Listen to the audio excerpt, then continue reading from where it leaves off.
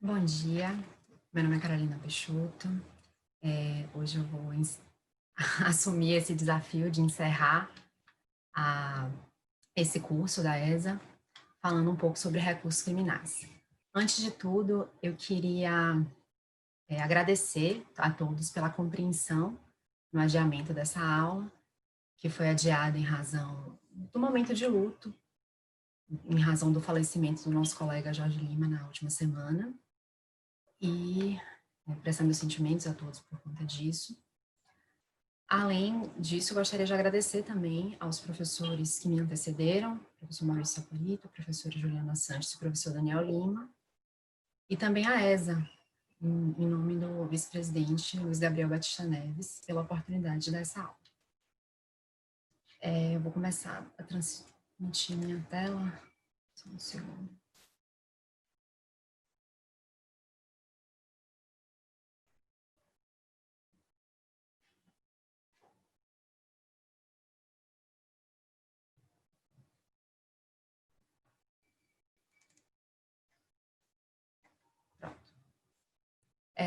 Então, eu vou explicar primeiro como é que a gente vai fazer essa aula, né? Como é que eu pensei em fazer essa aula. E eu espero que seja o mais clara possível. Eu pensei nessa aula em fazer uma breve introdução sobre recursos, basicamente pincelando quais são os efeitos que os recursos podem ter, e depois a gente já entra no recurso extraordinário e por que eu decidi falar sobre recurso extraordinário. Primeiro porque eu tenho um histórico de ter estagiado muito tempo no Ministério Público do Estado da Bahia, justamente escrevendo contrarrazões a recursos extraordinários defensivos, né, escritos pela defesa. E nessa experiência, eu percebia que existe um desafio mesmo em escrever recursos extraordinários de forma que eles possam ser conhecidos pelos tribunais superiores, primeiro pelo Tribunal de Revisão, como a gente vai ver, e depois pelos tribunais superiores. E segundo, porque eu não tive essa aula na faculdade, eu não tive aula de recurso extraordinário na faculdade, e eu sei que é uma matéria pouco explorada, principalmente no processo penal. Então, espero que funcione dessa forma. Vou começar a passar os slides. O que são recursos? Recursos são meios voluntários de impugnação de decisões judiciais que devem ser utilizados antes do trânsito julgado da decisão e no próprio processo em que foi proferida a decisão, visando a reforma, a invalidação, esclarecimento e integração da decisão judicial. Essa definição é de Badaró, e eu gosto bastante dela, porque ela é bem completa. O que é um meio voluntário? Quer dizer que a parte, ela interpõe o recurso se ela se sentir prejudicada pela decisão, não sendo obrigatório a interposição do recurso, obrigatória. E, antes do trânsito em julgado, isso diz respeito a duas questões. Primeiro, a tempestividade do recurso, e segundo, a um efeito do recurso, como a gente vai ver na frente, que não é bem o efeito do recurso, é o efeito da decisão, que é o efeito suspensivo, mas eu vou explicar isso quando a gente estiver falando de efeitos. E qual é a importância de falar que esse recurso ele é interposto no próprio processo. Ele não inicia uma nova relação processual. Ele dá continuidade àquela relação processual já existente, ao contrário das ações autônomas de impugnação, tal como o habeas corpus ou mandado de segurança, que não são recursos, como eu já disse. E quais são os fundamentos para a existência do recurso? Existem dois fundamentos: fundamento jurídico, que é o duplo grau de jurisdição, que, muito embora não esteja previsto expressamente na Constituição, se entende que a Constituição ela prevê o duplo grau de jurisdição a partir do momento em que ela cria tribunais de segunda instância para revisar as decisões proferidas por juízes de primeiro grau. E mais que isso, o Brasil é signatário da Convenção Americana de Direitos Humanos, e isso significa dizer que as normas ali contidas ela têm status constitucional, e lá existe previsão expressa ao duplo grau de jurisdição. Então, é possível dizer que no ordenamento jurídico brasileiro existe uma previsão expressa para a existência do duplo grau de jurisdição. Mas não é só isso. Também existe o fundamento político da existência dos recursos, que é o controle das decisões judiciais. se uma decisão ela não pode ser impugnada, você dá à pessoa que proferiu aquela decisão um poder muito grande, um poder limitado sobre o que decide. E isso não é compatível com o Estado Democrático de Direitos, não pode ser admitido.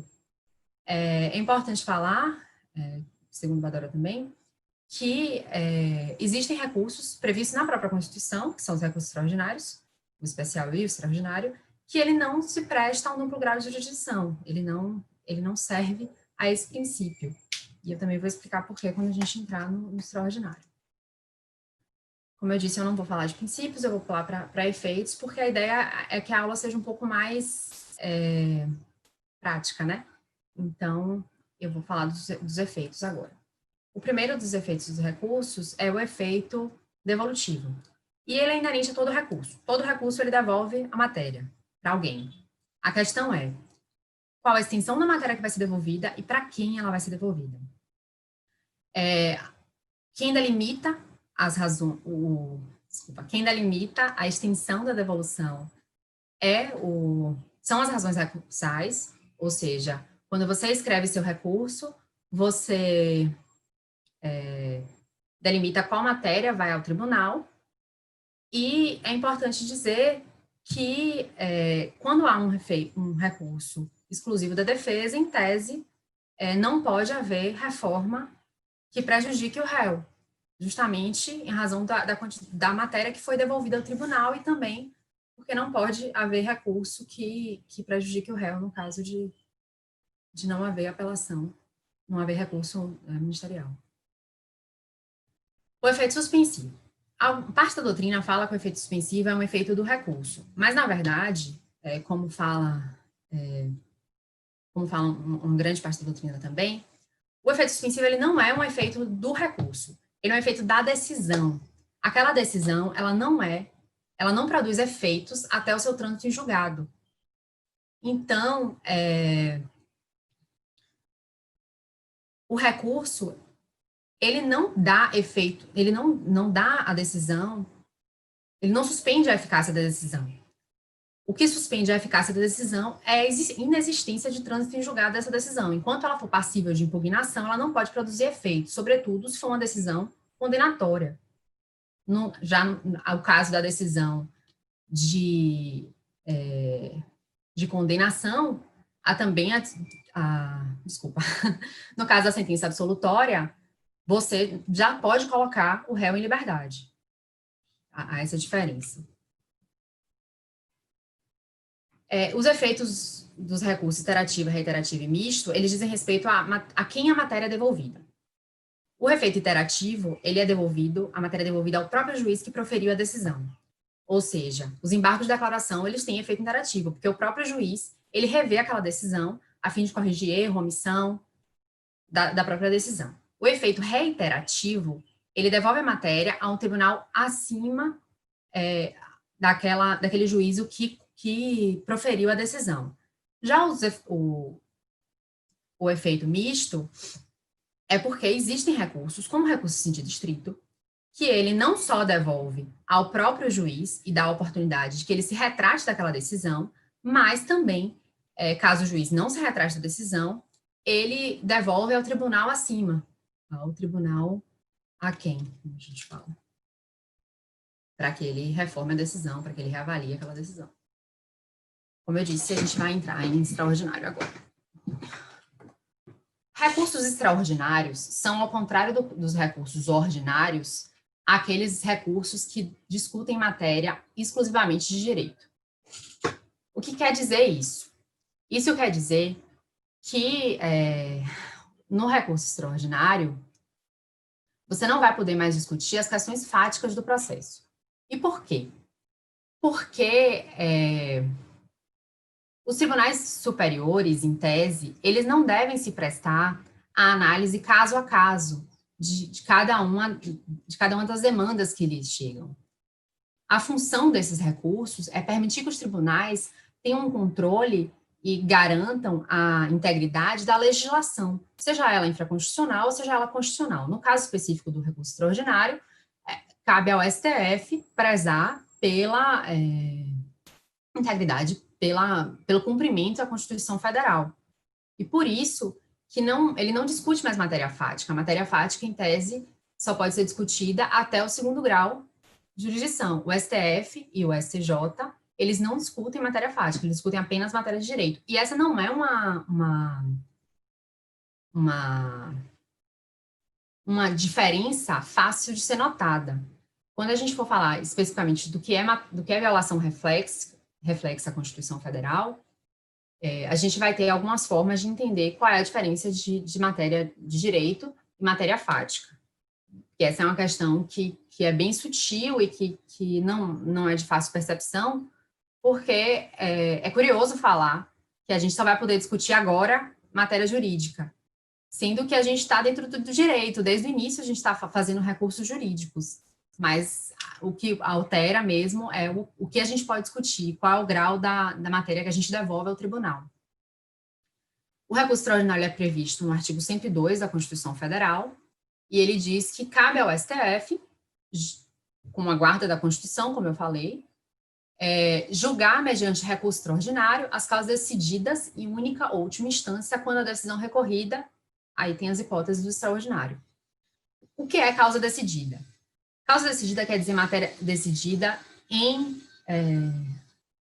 tribunais de justiça, não tribunal de justiça no sentido de segunda instância, mas é uma decisão jurídica. Não cabe recurso extraordinário em decisões administrativas, por exemplo. E em única ou última instância, quando a decisão recorrida, enfim. O que é única ou última instância? Ele quer dizer que as instâncias ordinárias de impugnação daquela decisão foram esgotadas. Não há outro meio de impugnação possível daquela decisão, exceto a impugnação através do extraordinário. E mais à frente a gente vai ver que não é toda decisão que cabe extraordinário, porque essa definição dá a entender que muitas decisões podem ser impugnadas através do extraordinário. Mas os requisitos de admissibilidade do recurso extraordinário mostram que não, que existe um tipo de decisão, existe um tipo de erro que pode ser levado à apreciação do Tribunal, do Supremo Tribunal Federal, e, enfim, é importante que você demonstre no seu recurso que você está tratando de uma decisão dessa forma, que seu recurso é passível de ser conhecido pelo tribunal. Contrariar o dispositivo dessa Constituição Federal diz respeito a uma violação direta à Constituição, e aí, violação direta ao contrário de violação reflexa, que eu vou falar quando a gente for falar dos tópicos específicos dos pressupostos de admissibilidade.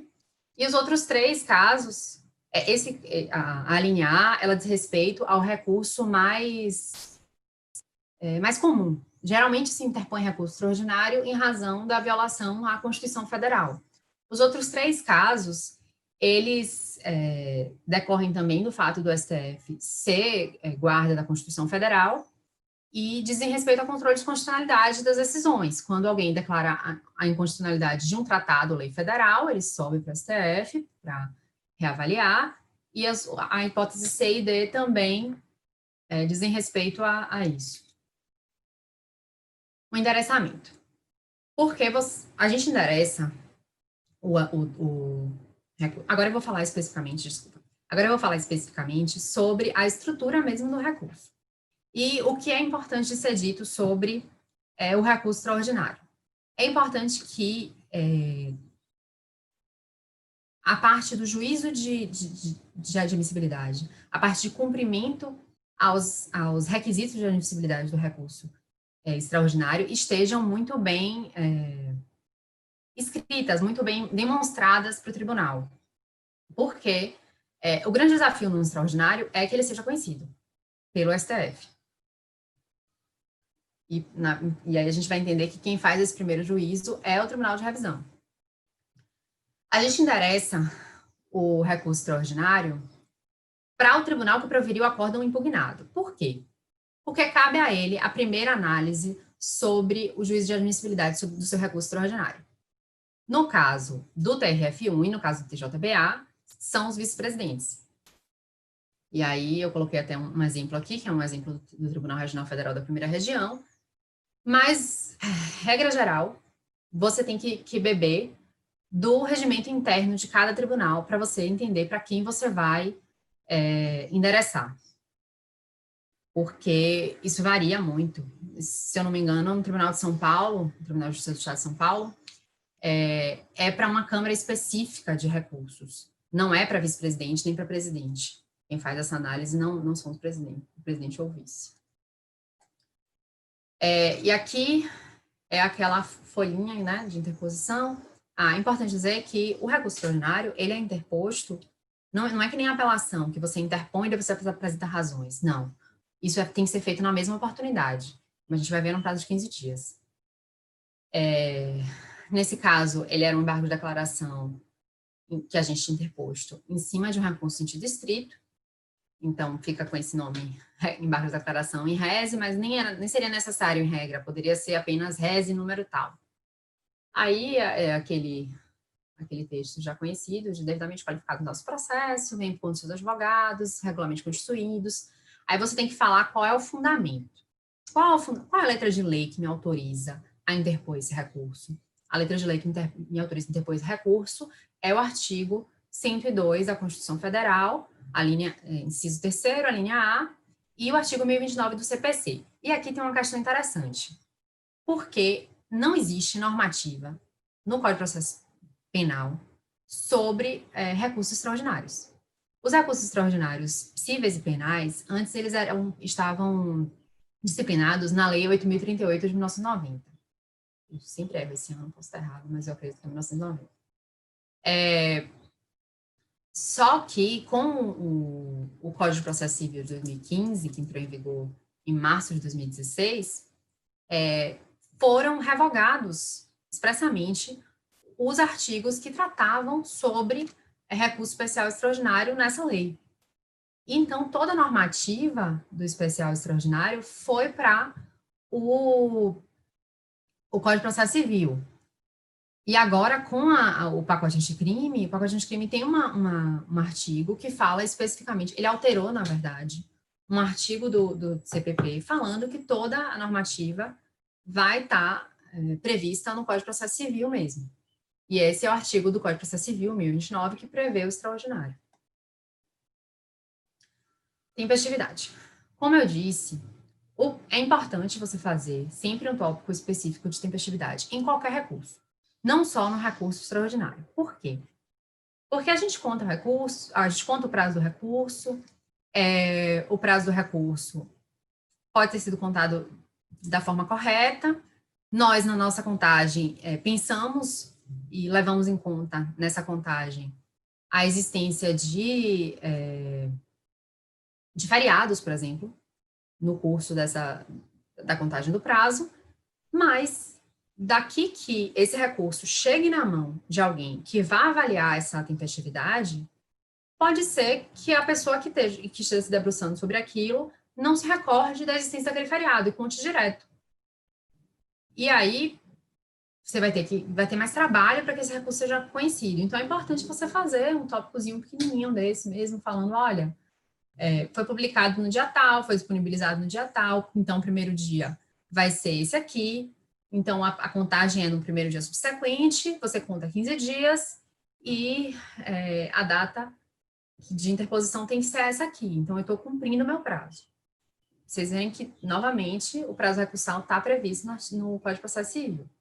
Mas tem uma questão aí em relação ao extraordinário, na verdade, em relação a qualquer recurso, que, muito embora o prazo, o número de dias para interposição do recurso esteja previsto no Código de Processo Civil, a forma de contagem do prazo ainda é a forma do CPP.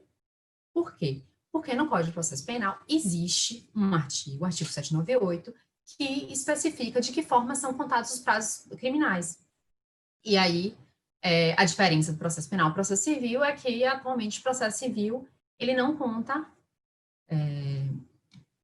final de semana. Não conta final de semana, não conta feriado, e no CPP, ele diz expressamente que tem que contar. E os tribunais superiores já se debruçaram sobre isso após o CPC 2015 e disseram que é exatamente isso. São 15 dias de interposição, mas são 15 dias para interposição, desculpa, mas são 15 dias que não contam,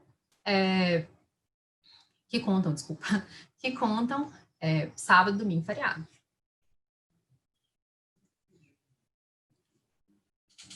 Pronto, como eu falei, qual a diferença da afronta direta para a afronta reflexa à Constituição Federal?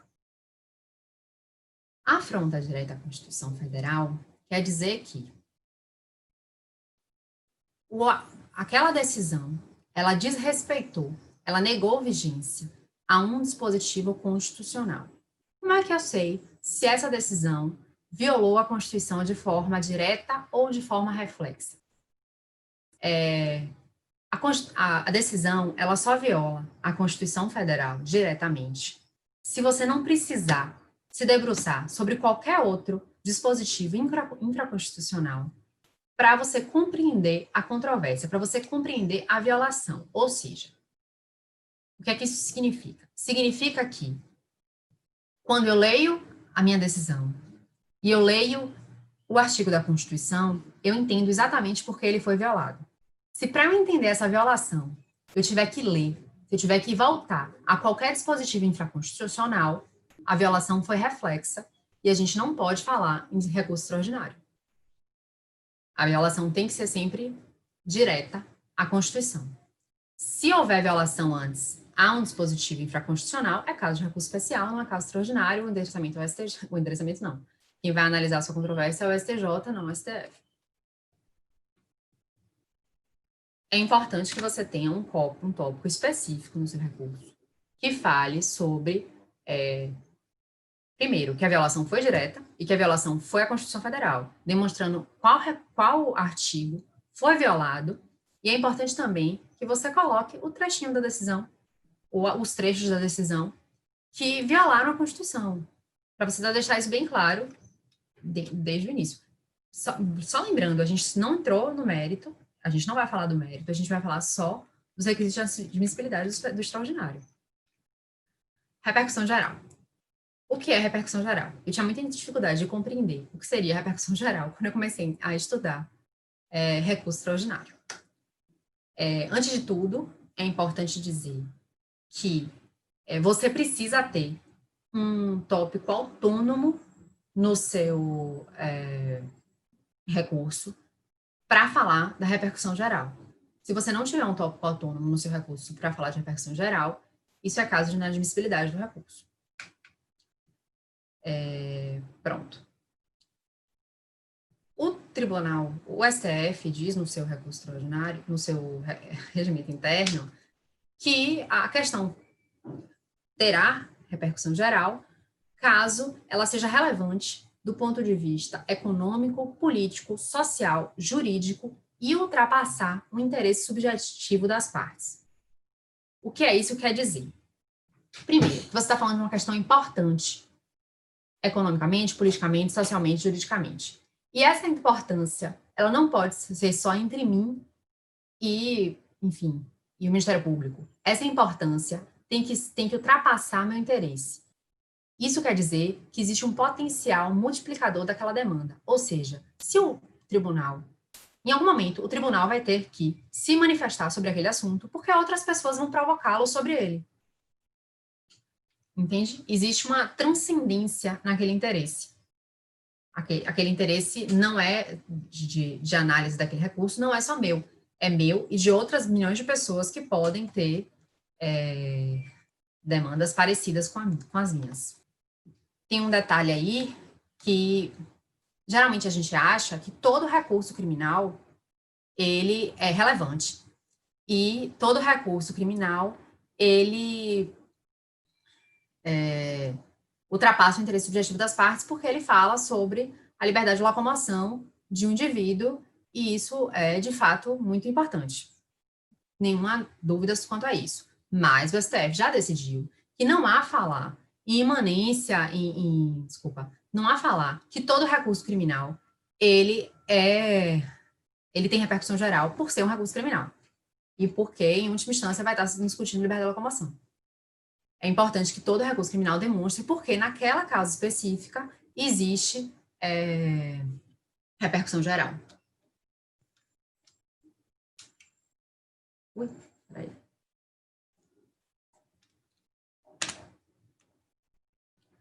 O que é questão de direito? Todo recurso, ele vai falar de questão fática. e vai falar de questão de direito. A questão é, o que é que eu posso discutir sobre os fatos no recurso extraordinário? Porque se fala que não se pode discutir fato no recurso extraordinário. Só que toda a questão jurídica, ela fala sobre a aplicação do direito em determinado caso concreto, certo? Eu vou ler esse trecho e depois eu vou explicar, porque eu acho que esse trecho é muito bom. E aí a gente vai desenvolvendo a partir daí. A questão de direito, ou melhor, a ilegalidade ou inconstitucionalidade consciente na solução normativa de ter sido escolhida equivocadamente, só pode dar origem ao recurso extraordinário ou ao recurso especial se for percebida pela mera leitura do acórdão, já que os fatos devem estar aos limites descritos na decisão. O que quer dizer isso? Isso quer dizer que a única forma que eu posso discutir fato no extraordinário é se eu estiver falando de que forma o direito foi aplicado naquele caso concreto. Ou seja, aquela solução jurídica dada pelo juiz ou pelo tribunal, ela foi correta ou havia uma solução jurídica mais adequada ao caso? Constitucionalmente mais adequada ao caso?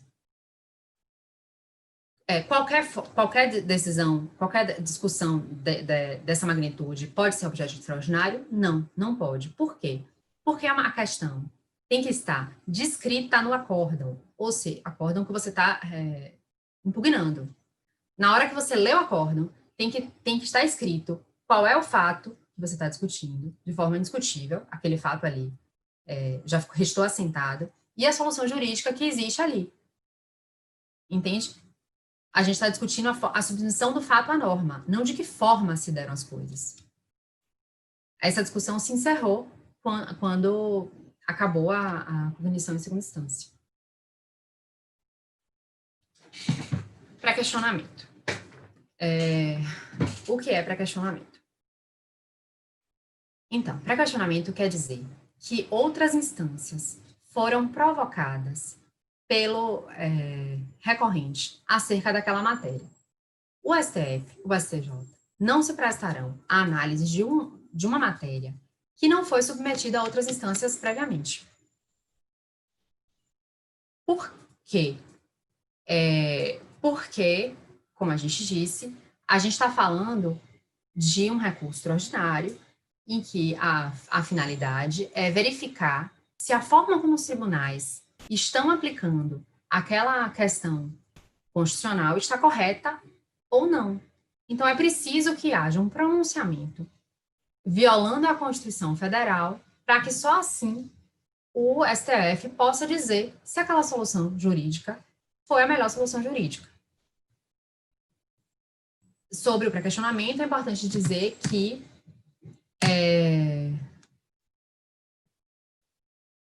todas as questões, ou seja, quando há um acórdão e você embarga, informando que houve um erro, houve uma omissão, houve uma contradição no tribunal, você, mesmo que o tribunal entenda que o seu embargo não foi cabível, ou seja, ele não foi acolhido pelo tribunal de segunda instância, o STF, se compreender que houve, de fato, erro, omissão, contradição, os termos do seu recurso, dos seus embargos de declaração, serão considerados como integrantes daquela decisão para fins de pré-questionamento.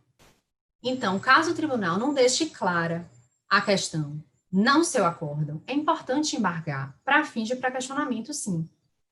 Ou seja, sane primeiro o problema da decisão, para depois você entrar com o extraordinário. E isso diz respeito também à questão da afronta direta e da questão de direito. Porque se o tribunal não tiver falado com todas as letras qual é a questão jurídica decidida, de que forma os fatos, de que forma o direito se aplica àqueles fatos, é importante embargar para que isso reste claro, nem que seja nas suas razões de embargo de declaração, mas para que você possa provocar o tribunal sobre aquela questão. É importante dizer que, por que também, né? Por que o tribunal? Por que o STF só se presta a análise de questões jurídicas, de questões constitucionais, e não mais de questões fáticas? Porque o erro de direito, ele é um erro muito grave. Qualquer erro judicial é um erro grave. Mas um erro de direito, ele tem um potencial de se multiplicar, de ser utilizado posteriormente como precedente contra outras pessoas, outros réus. Então, o STF, o STJ, eles têm que se debruçar sobre aquela questão para evitar futuros erros também. Essa é a função dos tribunais. Sobre o tópico autônomo de repercussão geral. A gente faz um tópico específico falando que existe repercussão geral na matéria, certo? Só que é importante fazer um tópico agora também, pelo menos eu tenho feito, a gente tem feito de forma geral, um tópico para falar que não existe nenhuma decisão do tribunal sobre aquela matéria. Não existe nenhuma decisão do tribunal dizendo que duas possibilidades. Ou que existe repercussão geral na matéria e que o tribunal que você está impugnando está certo, ou seja, essa matéria é relevante, essa matéria tem potencial multiplicador, mas existe um tema do STF de repercussão geral falando que a solução jurídica é aquela que o tribunal deu mesmo. É importante que você diga que não tem. E mais que isso, é importante dizer também que não existe decisão do tribunal do STF negando a repercussão geral naquele caso concreto. Não seria especificamente no caso concreto, né? Mas naquela controvérsia. Só quem pode dizer se há ou não há repercussão geral em determinada demanda, uma demanda nova, é o STF. O tribunal de segunda instância, ele pode dizer se aplica um tema existente, seja um tema reconhecendo ou não reconhecendo a repercussão geral. Mas a análise da repercussão geral em casos novos, em demandas novas, ela é privativa do STF mesmo. Caso exista, se existir um tema do STF que diga que seu caso não tem repercussão geral, ou que diga que tem repercussão geral e que seu recurso, que a decisão jurídica, que a solução jurídica dada pelo tribunal aqui está correto. O que é que você faz? Você tem que fazer um tópico explicando por que aquele tema existente não se aplica ao seu caso. E aí existem técnicas de distinguish para explicar por que não se aplica. Se pode falar que os fatos relevantes são diferentes, os fatos relevantes no caso, no precedente e no seu recurso são diferentes, que as normas aplicáveis ali são diferentes e que os princípios e valores de cada uma das decisões não se aplicam. Isso é importante porque muitos dos temas de repercussão geral, eles foram editados no âmbito do processo civil, em processos não penais de forma geral, e têm sido aplicados no processo penal. Então, é importante você fazer essa pesquisa, principalmente se for um recurso que trate de princípios constitucionais, e que você explique por que seu caso não é aquele caso, porque aquele precedente não é aplicável à sua demanda. E aí, o tribunal, é importante essa questão da fundamentação, porque o tribunal, em tese, ele tem que afastar fundamentadamente seus argumentos. Antes mesmo, no próprio CPC, e agora, depois do pacote anticrime, existe um dever de fundamentação vinculada do tribunal.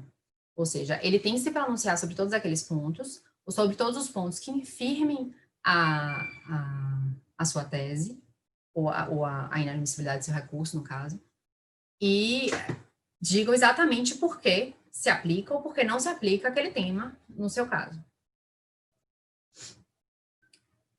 O mérito do recurso extraordinário, ele é muito específico, como é que faz sentido fazer?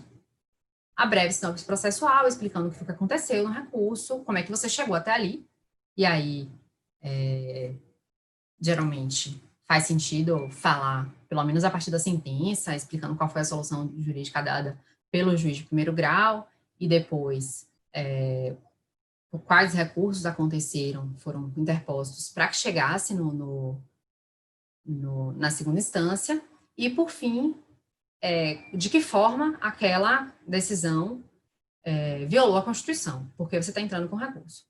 Agora, tem uma questão que, no mérito do recurso, é interessante dividir os tópicos pelas ofensas, ou seja, geralmente, enfim, você pode apontar mais de uma violação à Constituição, mais de um artigo da Constituição violado.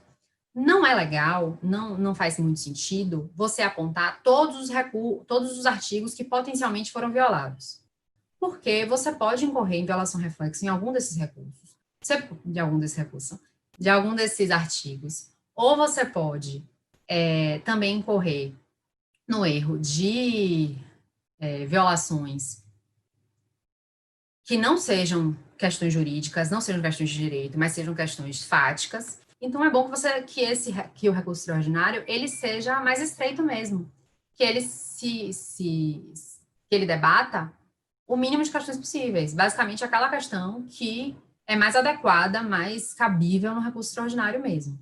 E aí, quando você for fazer o tópico do mérito, você fala sobre quais as ofensas. Aí você fala, olha, foi ofendido o artigo 5º, que são os princípios, né? Foi ofendido o artigo 5º, ou foi ofendido o artigo Y, X, Z da Constituição, e você faz o recurso não falando de sua irresignação de forma ampla, mas você fala da sua irresignação explicando por que a Constituição Federal foi ofendida no caso concreto. E aí é legal trazer jurisprudência do STF, mostrando que o STF pode ter se pronunciado em algum momento sobre aquele aspecto de forma diversa, ou obrigatoriamente traga o artigo da Constituição que você acredita ter sido violado e mostre por que aquele artigo foi violado, por que aquela solução jurídica dada pelo tribunal é inadequada. Isso é importante. E é importante que você não discuta fato aí. Não discuta de que forma aconteceram as coisas. Simplesmente diga que, olha, o tribunal que eu estou impugnando, cuja decisão eu estou impugnando aqui, ele disse que a solução jurídica, para meu caso, é esse aqui. Resta incontrovérsia que as coisas aconteceram dessa forma. Eu não estou mais discutindo de que forma as coisas aconteceram. Inclusive, o tribunal já disse aqui. Aí você mostra o trecho da decisão. O tribunal já disse aqui que as coisas aconteceram dessa maneira. Eu só quero discutir se a solução jurídica que o tribunal deu é uma solução correta. Se isso aqui é constitucional ou não é. Ou se ofende um artigo específico da Constituição. E, mais uma vez, se você puder evitar utilizar até artigos infraconstitucionais para demonstrar sua controvérsia, evite. Porque se você tiver que recorrer a CPP, a Código Penal, a qualquer outra legislação infraconstitucional para demonstrar ao STF que houve uma violação à Constituição Federal, você vai estar dizendo que aquela violação é reflexa. É importante que seu recurso ele se baixe, ele se fundamente unicamente em questões constitucionais. Se fosse o caso de um recurso especial, eu falaria o contrário, eu falaria, olha, utilize aqui o artigo da legislação infraconstitucional que você considera violado. Mas no caso do STF, não. É importante que você peça, nos pedidos, que você peça o conhecimento e o provimento do extraordinário, porque você quer que ele seja conhecido antes dele ser provido. E existe, a gente vai passar agora por um outro momento da aula, que é um momento de entender mesmo o que acontece. Quando você tem um extraordinário, ele vai para onde, enfim. Mas você vai entender que existem 2 momentos de analisar o conhecimento do seu recurso. E aí você fala de novo o fundamento do recurso, o que é que você quer. Eu quero reformar o acórdão proferido pelo tribunal em tal lugar, nesse embargo de declaração na apelação criminal número tal, porque ele violou o artigo X da Constituição. E aí, se fosse especial, você falaria, porque ele violou o artigo X do Código de Processo Penal. Mas é bom que o pedido, ele diga exatamente o que você quer, por que você quer e aonde você quer. Eu quero que ele seja conhecido, quero que seja provido com fundamento no artigo tal, para reformar o acordo X, proferido em tal lugar, porque ele violou a Constituição. Violou o artigo específico da Constituição. Então, o que é que acontece quando você interpõe um recurso extraordinário? O recurso extraordinário, ele é interposto, como eu disse, a um tribunal, enfim, ele é interposto quando há uma decisão proferida em única e última instância. E o que é que pode fazer o presidente ou vice-presidente daquele tribunal contra o qual eu interpus extraordinário? Ele pode, primeiro, negar seguimento ao meu recurso. E por que ele nega seguimento a um recurso extraordinário? Porque, ou bem, já existe um tema de repercussão geral me dizendo que há repercussão geral naquele caso e que a decisão impugnada está correta, ou bem porque já existe um tema de repercussão geral dizendo que não há repercussão geral naquele caso. O STF já se pronunciou sobre aquela controvérsia, dizendo que aquela matéria não tem repercussão geral, não é relevante. Ou bem, ele pode devolver os autos, devolver o processo para o órgão que proferiu aquela decisão, para que ele se retrate sobre a decisão. E aí, se ele não se pronunciar, os autos vão seguir o seu... Se ele não se retratar, desculpa, os autos vão voltar e seguir para o STF. Ele pode sobrestar o recurso que ele entenda que tem um potencial multiplicador e que ainda não foi decidida pelo STF. Mesma coisa, ele pode selecionar o recurso como representativo de controvérsia, ou ele pode realizar o juízo de admissibilidade positiva e mandar para o STF. Isso aí é o que a gente quer, mas é o mais difícil de acontecer. Se ele negar seguimento, o que é que eu faço? Se você negar seguimento, ou se ele sobrestar o recurso que viesse sobre controvérsia não decidida, o que é que eu faço? Eu tenho que entrar com agravo interno e eu tenho um prazo de 15 dias para interpor esse agravo interno. O que é o agravo interno? O agravo interno é um recurso que ele tem o objetivo de destrancar o extraordinário, só que ele não é interposto diretamente para o STF, como agravo em recurso extraordinário. Ele é um recurso interposto para o próprio Tribunal de Revisão e cujo objetivo é que o Tribunal de Revisão reveja aquela matéria, dizendo que aquele tema não se aplica no caso concreto. Ou que, enfim, não há por que sobrestar o recurso. Você quer afastar aquele precedente utilizado do seu recurso. Você quer demonstrar que que seu recurso ele tem que subir para o STF, porque ele ainda está no Tribunal de Revisão. E aí tem uma questão do agravo interno, que é a fundamentação dele. É importante que no agravo interno,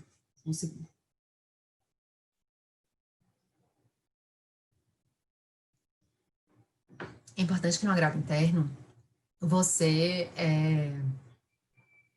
demonstre, e é o que eu falei antes sobre o distinguish, você demonstre de que forma aquele precedente se afasta do seu recurso, da sua controvérsia. E como é que você faz isso? Você faz demonstrando que os fatos relevantes nos dois casos não são iguais. Você diz que as razões de decidir no precedente são diferentes das razões de decidir, jurídicas, ou seja, os princípios, os artigos envolvidos são diferentes do que aqueles artigos e normas e princípios que se aplicam ao seu caso concreto. Ou seja, tem um tema no STF, que é o tema 660, que ele fala que não há repercussão geral quando aí ele fala de diversos princípios, né? Ele fala do princípio da devido processo legal, da coisa julgada, dos limites da coisa julgada. Eles não têm repercussão geral quando a matéria demandar análise de dispositivo infraconstitucional. Eu não lembro exatamente como está escrito, mas, em suma, é isso. Esse tema ele é interessante porque... eu já escrevi sobre ele, por isso que eu estou falando. Ele é interessante porque ele é um tema que foi decidido pelo STF num caso de processo civil. E ele é aplicado, muito, muito aplicado, em caso de processo penal, em caso de recursos criminais, recursos extraordinários criminais, para negar seguimento a esses recursos. E é importante que você fale, para começo de conversa, que os fatos que você está discutindo no seu processo não são nada parecidos com aqueles fatos. Aquele era um tema que foi decidido no âmbito de uma ação de impugnação à execução, algo do gênero, agravo à execução, e cível, e ele é aplicado em processo criminal. No caso, eles queriam ter, se eu não me engano, o recorrente queria ter sido intimado de uma decisão que aplicou juros, e ele não foi, e assim aplicou juros. Enfim, essa discussão aqui é muito diferente de qualquer processo criminal. Aí você fala logo, olha, esses fatos aqui foram decididos pelo STF, nesse caso concreto, eles são completamente diferentes dos fatos que eu estou discutindo. Depois você fala, olha, nesse caso, os princípios que o STF teve que aplicar para chegar a essa conclusão são muito diferentes do meu processo. E também os artigos, até de lei mesmo infraconstitucional, que são aplicados, não dizem respeito às mesmas questões jurídicas que meu processo diz respeito. Ou seja, ele não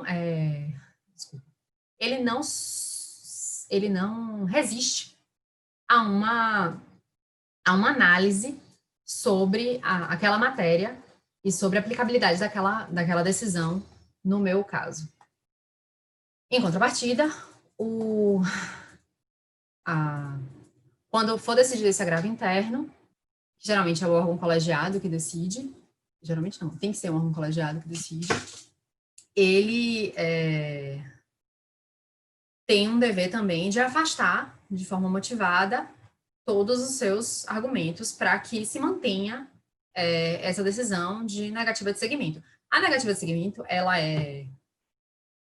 veio com o CPC 2015 e ela impede mesmo que seu recurso chegue ao STF. O agravo interno, ele é direcionado ao próprio tribunal, como eu falei. Você não atingiu ainda o Tribunal Superior. Outra coisa, quando o STF, como eu falei, quando ele entende que o presidente ou o vice-presidente, no caso, entendem que o julgador precisa se retratar daquela decisão, porque ela está em desconformidade com o entendimento consolidado pelo STF ou pelo STJ, o julgador que negou seguimento ao seu recurso, que na verdade, que fez um juízo de admissibilidade negativa do seu recurso, ele pode se retratar ou pode não se retratar. Caso ele não se retrate, o tribunal vai fazer, o presidente ou o vice-presidente, vai fazer o juízo de admissibilidade do seu recurso extraordinário. Desculpa, eu confundi. O presidente ou vice-presidente, ele devolve ao relator que proferiu aquela decisão, aquele órgão que proferiu aquela decisão, de segunda instância, para que ele reveja aquele acordo, aquela decisão que você está impugnando, que você está recorrendo. E aí, caso esse órgão não se retrate, aí cabe ao presidente ou ao vice-presidente fazer um juízo de admissibilidade, positivo ou negativo, né, do seu recurso. Caso seja positivo, ele remete os autos ao STF. Caso seja negativo, ele pode ou negar seguimento, e aí cabe agravo interno, ou ele pode fazer um juízo de admissibilidade negativo, e cabe um agravo extraordinário, que a gente também vai falar. Juízo de admissibilidade negativo do recurso. Quando o tribunal inadmitir, o tribunal de avalação, ele inadmitir o recurso extraordinário e não aplicar nenhum entendimento firmado no âmbito de repercussão geral, caberá o agravo em recurso extraordinário. O prazo do agravo em recurso extraordinário é de 15 dias.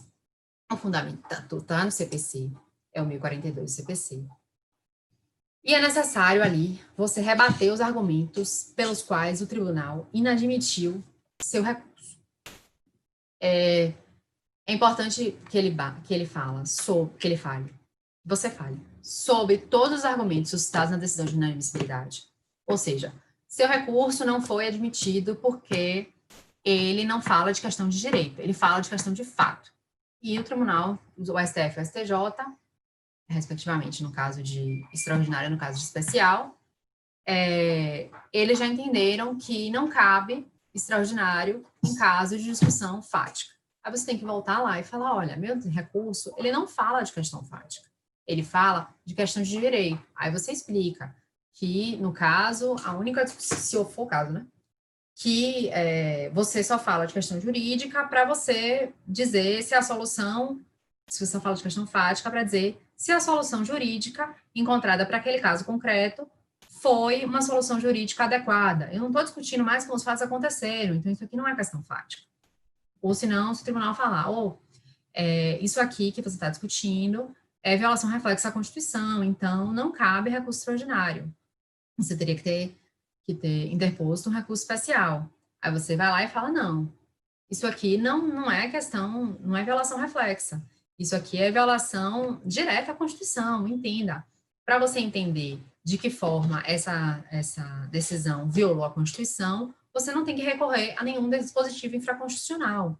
Então, essa decisão, essa controvérsia, ela inicia e se encerra dentro da Constituição Federal, sem que seja necessário recorrer a qualquer outro dispositivo. Você vai batendo argumento por argumento. E é bom até fazer os tópicos do agravo falando disso, porque geralmente as decisões, elas utilizam dois ou três fundamentos para inadmitir os recursos. E aí divide pelos fundamentos que foram utilizados na decisão e vai rebatendo um a um. Porque a ideia é você esvaziar aquela decisão, você mostrar que aquela decisão ela não se sustenta, entendeu? Aí você vai batendo ponto por ponto para mostrar que ela está errada. Essa petição de agravo em recurso extraordinário, ela é dirigida a quem inadmitiu, porque ele vai poder se retratar dessa decisão.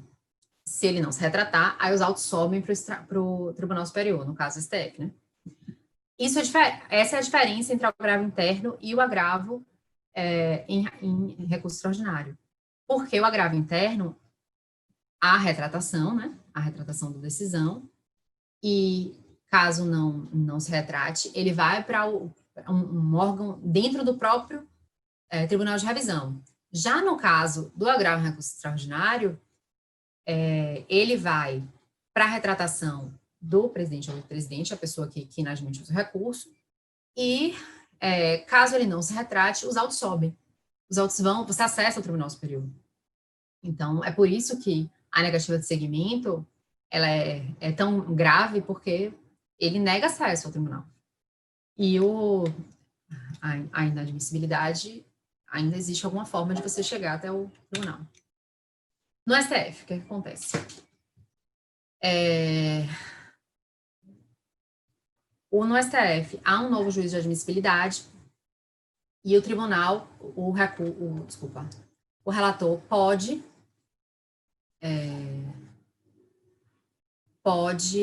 admitir ou inadmitir o recurso novamente. A mesma coisa que o relator fez. O relator não, desculpa. O presidente ou vice-presidente fez no tribunal de apelação. Ele pode entender que o recurso é admissível, que todos os requisitos de admissibilidade do recurso extraordinário foram atendidos e, portanto,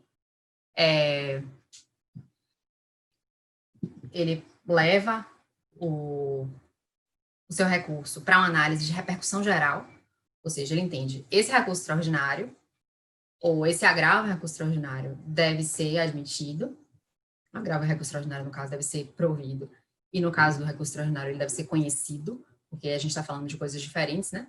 A gente está falando sobre juízo de mérito e juízo de admissibilidade, juízo de mérito do agravo em recurso extraordinário é a admissibilidade do recurso extraordinário. E qual é a diferença entre juízo de mérito e juízo de admissibilidade? É que o juízo de admissibilidade, ele diz respeito à adequação daquele recurso. Ou seja, aquele recurso, ele foi manejado corretamente, ele foi manejado para a pessoa certa, ele foi manejado na hipótese cabível. E aí, se você entender, não, de fato, esse recurso é cabível, esse recurso é adequado aqui. Então, você passa para a análise do mérito do recurso, que é sua resignação. É falar, olha, o erro está aqui. Mas o agravo extraordinário, o objetivo dele é destrancar o recurso extraordinário. Então, quando chega um agravo em recurso extraordinário, o relator no STF tem que fazer uma análise dele para saber se o agravo vai ser provido e, portanto, se o recurso extraordinário vai ser conhecido. E no caso de o Tribunal de Apelação ter entendido pela admissibilidade do seu recurso extraordinário,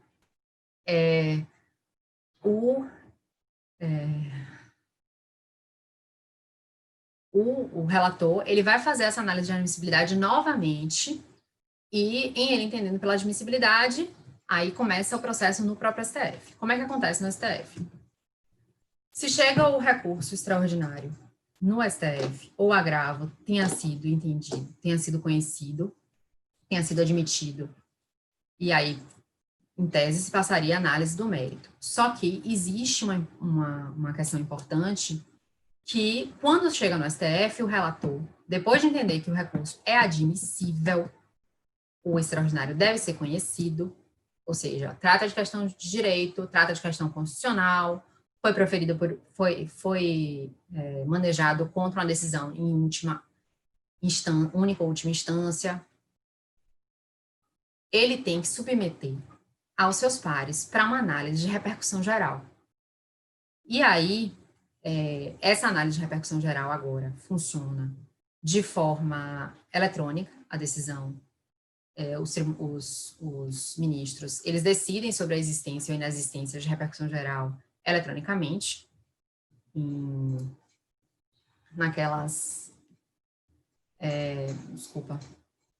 agora na pandemia, assim como essa aula, muitos órgãos, todos os órgãos, na verdade, estão fazendo suas sessões de forma eletrônica. Mas o STF e alguns outros órgãos também já tinham essas sessões eletrônicas. Como é que funciona essa decisão? O relator, ele submete seu voto aos outros ministros, e aí os ministros, eles concordam ou discordam eletronicamente. Eles não têm discussão presencial, então também não há sustentação oral, enfim. Você pode até requerer que exista repercussão geral, pode requerer que, como é o nome, que seja feito de forma presencial, mas existe previsão legal e existe o regimento interno, ele determina que o trâmite é dessa forma.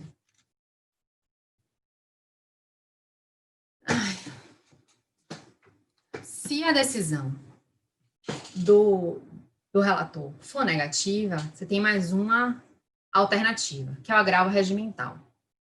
Tem uma diferença aí, porque no STF o nome é agravo regimental. No STJ, se eu não me engano, é agravo regimental em matéria penal. E é importante se atentar, porque existem dois recursos internos nesses tribunais. Existe o agravo regimental e existe o agravo interno, que é outro agravo interno. O agravo interno, ele tem prazo de 15 dias, mas esse agravo regimental, que é o cabível para a gente aqui em processo criminal, ele tem prazo de 5 dias. E é 5 dias corridos também. Publicou a decisão, conta disponibilização, publicação, primeiro dia de contagem. E são 5 dias só. Nesse caso, ele tem o funcionamento de agravo mesmo, ele é dirigido ao relator que teve aquela decisão, e ele pode se retratar ou não se retratar. Em não se retratando, ele submete o seu recurso, o seu agravo agora, né, ao órgão que apreciaria aquele agravo extraordinário, aquele recurso extraordinário, se ele tivesse sido admitido. Qual é a questão aí também? O julgamento também tem sido eletrônico, e por previsão regimental, mas você pode pedir para que ele seja retirado da pauta do eletrônico e ele seja feito de forma presencial, enfim. Mas também é um pouco complicado isso. Esse é o último meio de impugnação. Os slides eram esses. Eu queria só falar um pouco sobre por que é tão difícil acessar os tribunais. Se vocês tiverem perguntas, por favor, podem fazer. Já estou encaminhando para o final. Qual é a importância de falar, de discutir recurso especial e discutir recurso extraordinário? Porque é importante também a gente compreender quais são os meios de acessar os tribunais. O recurso extraordinário, ele é mais antigo, né?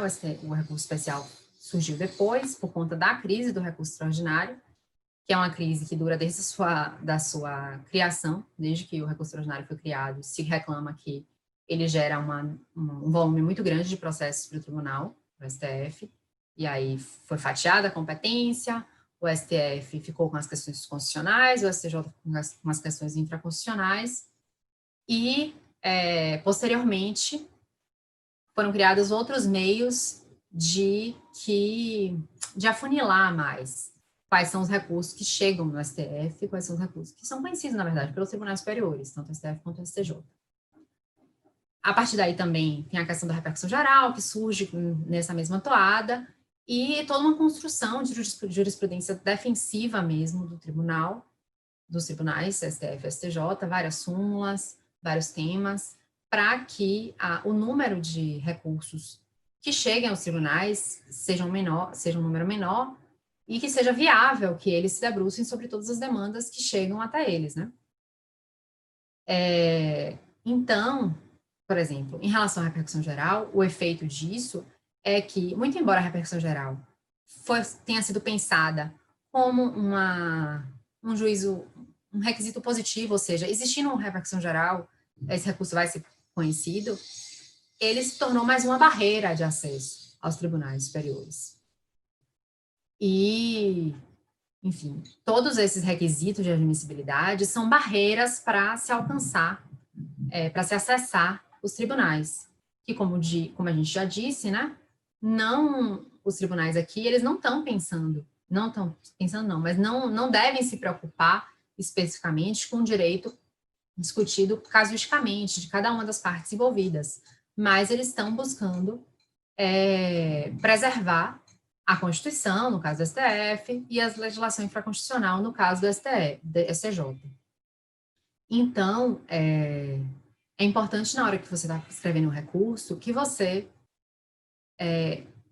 tenha essa mentalidade de que tem que ser discutido ali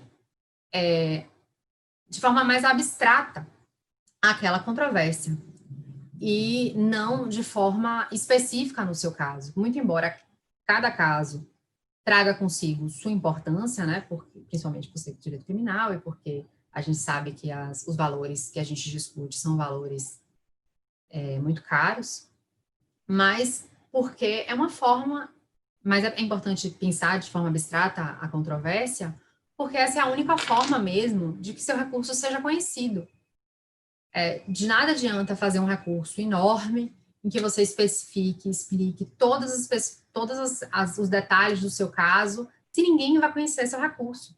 É importante que você entenda a técnica de elaboração de um recurso extraordinário, e aí eu falo de recurso extraordinário de forma ampla, ou seja, de recurso especial, recurso extraordinário, de recursos que só discutem questões jurídicas, para você conseguir que sua demanda seja resolvida por um tribunal superior. Senão você não vai acessar o tribunal. Então, é basicamente isso. Agora eu queria abrir para perguntas, se possível. Eu não consigo acessar as perguntas porque eu estou no Zoom. Mas aí, Dani e Sara.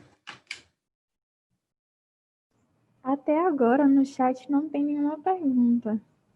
Ai, meu Deus, separei esse momento para isso. Mas, então,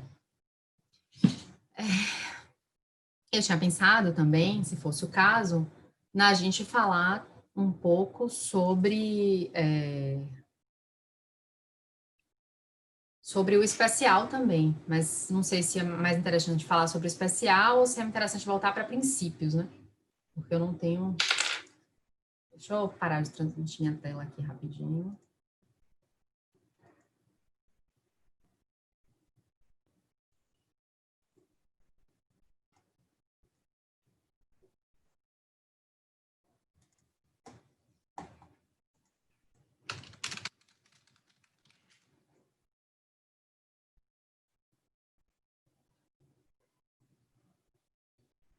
Voltou.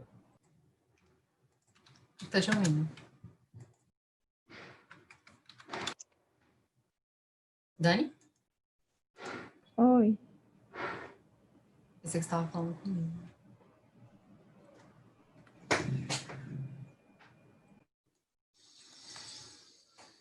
Eu vou falar, então, já que a gente não tem nenhuma pergunta, vou falar sobre o extraordinário, o especial, sobre quais são as hipóteses de cabimento do recurso especial.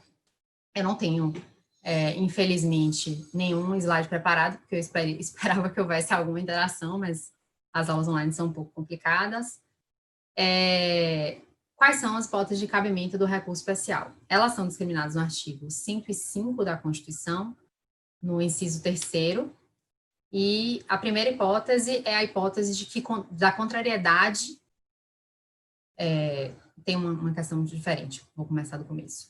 O cabimento do recurso especial é diferente do recurso extraordinário, porque o recurso especial ele é cabível contra decisões de única ou última instância, mas proferidas pelos tribunais regionais federais ou tribunais de justiça dos estados. Ou seja, não cabe recurso especial contra decisão de tribunal eleitoral, por exemplo. Não, e, no caso, também cabe recurso extraordinário contra a decisão de turma recursal, no caso dos juizados especiais. E não cabe recurso especial. Os recursos especiais, eles são cabíveis apenas contra decisões de tribunais regionais federais ou de tribunais de justiça. E quais são as hipóteses de cabimento, né? Primeiro é quando há contrariedade à lei federal ou tratado, ou quando nega vigência, né? A legislação fala de negar a vigência. E aí é importante falar que é justamente o que a gente estava discutindo no recurso extraordinário. Ou seja, cabe recurso extraordinário quando houver violação direta à Constituição, mas cabe recurso especial quando houver violação a dispositivo de lei federal ou tratado federal. E aí não há mais falar em violação reflexa. Ou seja, se aquela questão envolver também uma questão constitucional, mas para você compreender a questão constitucional, foi importante, foi necessário você se debruçar sobre a questão federal, aí cabe o especial, né? Mas você tem que explicar também no seu recurso especial que não é caso de extraordinário, justamente porque a questão discutida ali de fundo é uma questão federal. Outra hipótese é, no caso de uma decisão que julgar válida um ato de governo local em face de lei federal. Ou seja, se um governo estadual, um governo municipal, ele tiver algum ato que contrarie a legislação federal, isso é hipótese de cabimento de recurso especial. O STF, STJ, tem que se debruçar sobre isso para falar que aquele ato está equivocado, que aquele ato violou a